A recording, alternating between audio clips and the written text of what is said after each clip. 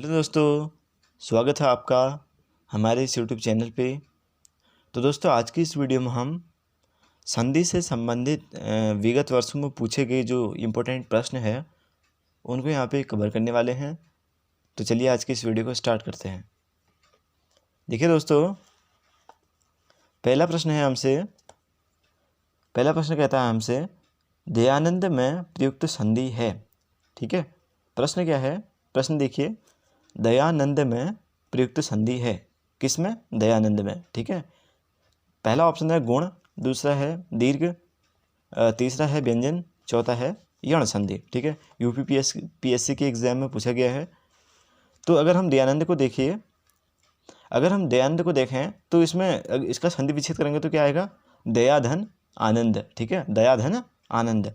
वहाँ दया में क्या आ जाएगा? आ आएगा, और आनंद में भी आ आएगा, यानी कि आ धन आ बराबर आ। ये किसका नियम है? दीर्घ संधि का। ठीक है, तो बताओ इस शब्द में कौन सी संधि होगी? दीर्घ संधि होगी। ठीक है, यूपीपीसीएस एग्जाम में पूछा गया है। दूसरा प्रश्न देखते हैं हम, जो कि है तपोवन में प्रयुक्त संधि का नाम है, यानी कि तपोवन में। ठीक है, अगर हम तपोवन का संधि विच्छेद करेंगे तो इसका संधि विच्छेद बनेगा तपह धन वन। क्या बनेगा? तपह धन वन। तपह यानी कि पीछे विसर्ग आ गया, तो इसका मतलब है कि इसमें विसर्ग संधि है, जो कि बीएड एग्जाम 2002 में पूछा गया प्रश्न है। ठीक है, उसके बाद हम तीसरा प्रश्न देखते हैं। तीसरा प्रश्न है स्वागत में प्रयुक्त संधि का नाम है। किस में? स्वागत में। ठीक है, अगर हम स्वागत का संधि विच्छेद करेंगे तो इसका संधि विच्छेद बनेगा सुधन आगत। क्या बनेगा? सुधन आगत। ऊधन अ य, ऊधन अ आता है तो य बनता है, और ये आता है यण संधि में। ठीक है, स्वागत सु यानी कि ऊ, धन आगत, ऊधन आ, या फिर ऊधन अ बराबर य, यानी कि यण संधि इसका उत्तर है, जो कि पूछा गया है रेलवे के एग्जाम में। ठीक है, रेलवे के एग्जाम में यह प्रश्न पूछा गया है। उसके बाद चौथा प्रश्न देखते हैं, जो कि है निम्नलिखित शब्दों में से किसमें स्वर संधि है। ठीक है, 4 शब्द दे रखे हैं, बताना है कि किसमें स्वर संधि है। पहला देखिए अधोसुख है, दूसरा है सज्जन, तीसरा है वागजाल, चौथा है महोदधि। ठीक है, बीएड एग्जाम में पूछा गया है, ये भी 2002 के एग्जाम में। तो देखिए महोदधि को अगर हम देखें, ठीक है, महोदधि को महाधन उदधि आएगा। इसमें क्या आएगा संधि विच्छेद? महाधन उदधि। आधन उ बराबर ओ होता है, तो ये आता है गुण संधि में, और इसमें ये गुण संधि आता है स्वर संधि के अंतर्गत, तो इसका उत्तर होगा स्वर संधि। ठीक है दोस्तों, अगर हम वाकजाल को देखें तो इसका संधि विच्छेद होगा वाक धन जाल, व्यंजन संधि। ऐसे सज्जन में सत धन जन, व्यंजन संधि। अधोसुख में अधः धन सुख आ जाएगा। ठीक है, विसर्ग संधि। ठीक है, चलो अगला प्रश्न देखते हैं। यशोदा में प्रयुक्त संधि का नाम है। किसमें? यशोदा में। यशोदा का अगर हम संधि विच्छेद करेंगे तो ये बनेगा यशोह धन दा। क्या बनेगा? यशोह धन दा, और यशोह आ रहा है तो पीछे विसर्ग आ रहा है, तो इसका मतलब है कि विसर्ग संधि है। ठीक है, बैंक के एग्जाम में पूछा गया है ये प्रश्न 2002 के एग्जाम में। ठीक है, उसके बाद देखिए छठा प्रश्न क्या कहता है हमसे, अभ्युदय में प्रयुक्त संधि कौन सी है? किसमें? अभ्युदय में। अभ्युदय का अगर हम संधि विच्छेद करेंगे तो ये बनेगा अभिधन उदय, यानी कि ईधन उ य बनेगा ना, अभिधन उदय, यानी कि ईधन उ य, यानी कि यण संधि। और ये एसआई के एग्जाम में पूछा गया है 2002 के, समझ रहे हो? तो अगर पूछा जाए अभ्युदय में प्रयुक्त संधि कौन सी है, तो वो यण संधि है। ठीक है, उसके बाद अगला प्रश्न देखते हैं, स्वर संधि का उदाहरण कौन सा है? किसका? स्वर संधि का। ठीक है, बैंक परीक्षा 2002 में पूछा गया प्रश्न है, तो स्वर संधि का उदाहरण पूछ रहा है। वागीश है पहला ऑप्शन। अगर हम वागीश को देखें तो वाक धन ईश आएगा, यानी कि व्यंजन संधि। दिगंबर को देखें तो दिक धन अंबर आएगा, व्यंजन संधि। रत्नाकर को देखो रत्न धन आकार, क्या आ जाएगा? रत्न धन आकार, यानी कि ओ धन आ बराबर आ। यही है इसका उत्तर। ठीक है, इसमें आएगा स्वर संधि। ठीक है, उसके बाद 8वें प्रश्न को देखते हैं। महोदय में प्रयुक्त संधि है। किसमें? महोदय में। महोदय में प्रयुक्त संधि है, महोदय में। अगर हम महोदय का संधि विच्छेद करें तो बनता है महाधन उदय, आधन उ बराबर ओ, गुण संधि। ठीक है, बीपीएससी के एग्जाम में पूछा गया है 2002 के। महोदय में प्रयुक्त संधि है महाधन उदय, आधन उ बराबर ओ, यानी कि गुण संधि है इसमें। ठीक है, उसके बाद देखना अगला प्रश्न है, सूर्योदय में प्रयुक्त संधि का नाम है। किसका? सूर्योदय में प्रयुक्त संधि का नाम। ठीक है, सूर्योदय का अगर हम संधि विच्छेद करेंगे तो बनेगा सूर्य धन उदय, यानी कि आधन उ बराबर उ, और ये भी गुण संधि है। ठीक है, इसमें भी ये भी बीएड एग्जाम 2005 में पूछा गया हुआ प्रश्न है। ठीक है, इसके बाद 10वां प्रश्न देखिए, सज्जन सत धन चरित्र, ठीक है, विसर्ग हलंत आ गया यहाँ पे, तो इसका मतलब है व्यंजन है, ठीक है, तो सीधे आंसर व्यंजन संधि कर देंगे, ठीक है। प्रयुक्त संधि का नाम पूछ रहा है, तो SI की परीक्षा 2008 में पूछा गया है, तो सत धन चरित्र आ गया, यहाँ पे हलंत दिख रहा है यानी कि व्यंजन है, तो व्यंजन संधि कर देंगे, ठीक है। इसके बाद देखिए, निम्नलिखित शब्दों में से किसमें विसर्ग संधि है।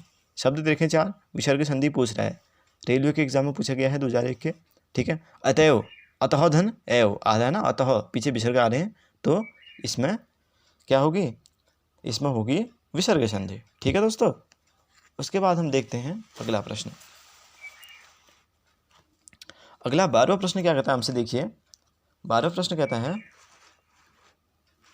एक मिनट, ये उत्धनहार में कौन सी संधि है, ठीक है। उत्धनहार में कौन सी संधि होगी, इसमें उत्धनहार में होगी व्यंजन संधि, ठीक है। अब यहाँ पे उत्धनहार को इसने जोड़ा है, उत्धनहार, तो क्या बनेगा, उद्धार, ठीक है। BED एग्जाम में 2008 में पूछा गया है भी है, ठीक है। उत्धनहार बराबर उद्धार, समझ रहे हो। उसके बाद पवन में का संधि विच्छेद क्या होगा, पवन, पवन का अगर हम संधि विच्छेद करेंगे तो पोधन अन आएगा, क्या आएगा, पोधन अन, पवन, ठीक है। J&K शिक्षक भर्ती यानी कि झारखंड है यहाँ पे, J और K झारखंड शिक्षक भर्ती 2009 में पूछा गया है, पवन पोधन अन, अयादि संधि आएगी इसमें, ठीक है। उसके बाद देखिए, यथार्थ में प्रयुक्त संधि कौन सी है, यथार्थ में, इसका अगर हम संधि विच्छेद करें तो यथाधन अर्थ है, RRB एग्जाम 2010 में पूछा गया है, यथार्थ में यथाधन अर्थ है, यथा आधन आ, ठीक है, तो दीर्घ संधि आ गई, समझ रहे हो। उसके बाद प्रत्युपकार में कौन सी संधि है, प्रत्युपकार में BED एग्जाम 2004 में पूछा गया प्रश्न है, प्रत्युपकार में इसका संधि विच्छेद करेंगे तो क्या बनेगा, प्रतिधन उपकार, ठीक है, ईधन प्रतिधन उपकार, ठीक है, तो इसमें स्वर संधि आएगी, समझ रहे हो, प्रतिधन उपकार विच्छेद करेंगे तो प्रतिधन उपकार, तो इसका मतलब है इसमें स्वर संधि है। उसके बाद देखिए 16वां प्रश्न है, उद्धरण का सही संधि विच्छेद है, बैंक परीक्षा 2002 में पूछा गया प्रश्न है, किसका, उद्धरण का। उत धन हरण आएगा, क्या आएगा, उत धन हरण, उत धन हरण, उत आ गया तो इसका मतलब है तो है, हलंत लगा है तो व्यंजन संधि। अगर तो में या फिर कोई भी व्यंजन है उसमें हलंत लगा है तो इसका मतलब है कि उसमें व्यंजन संधि है।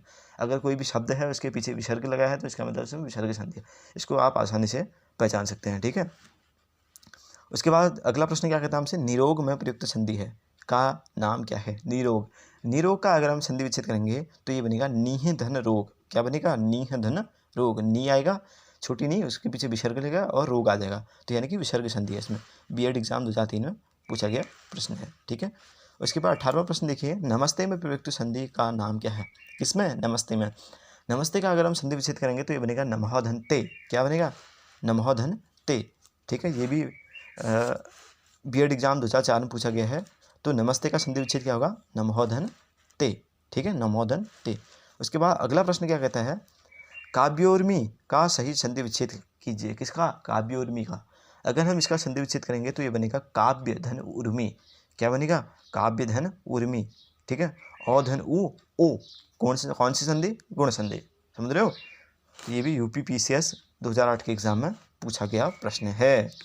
उसके बाद अंतिम प्रश्न है आज का हमारा, और इसमें हमने 20 प्रश्न इंक्लूड किए हैं। तो 20वां प्रश्न है हमारा, अत्याचार का सही संधि विच्छेद क्या है, किसका, अत्याचार का, ठीक है।